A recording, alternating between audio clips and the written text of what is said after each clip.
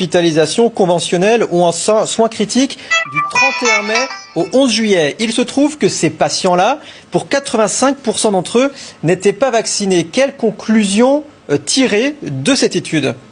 Je dirais que comme conclusion, c'est une étude française. Ce n'est pas tout à fait ce qui se passe par exemple à Singapour, ce n'est pas ce qui se passe en Israël, ce n'est pas ce qui se passe non plus aux États-Unis. Donc je ne mets pas du tout en doute la bonne foi des statistiques françaises, mais c'est une situation qui est un petit peu particulière. Voilà, de mon point de vue. Alors que se passe-t-il ? Moi, je voudrais dire trois choses.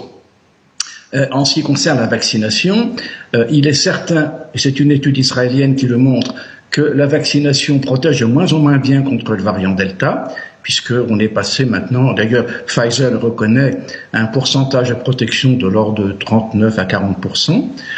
Ensuite, il y a une étude française qui est parue dans Nature, qui est le plus grand magazine scientifique, le plus grand journal scientifique du monde, et qui montre que effectivement, ce variant Delta, a tendance à échapper, même assez fortement, aux anticorps promus par la vaccination.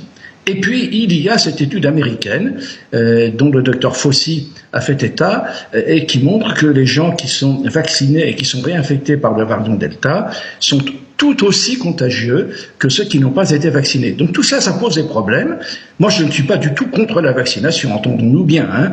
Je suis simplement contre l'idée que la vaccination, ça protège totalement. Ça, c'est une idée qui est fausse scientifiquement.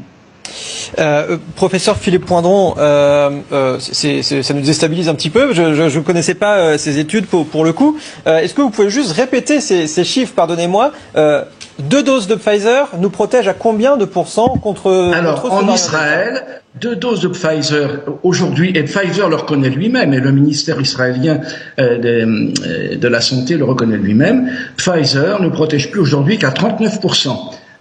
Ce variant Delta est assez, est assez malin en quelque sorte, mais si l'on se place dans l'optique de l'évolution darwinienne, ça se comprend très bien.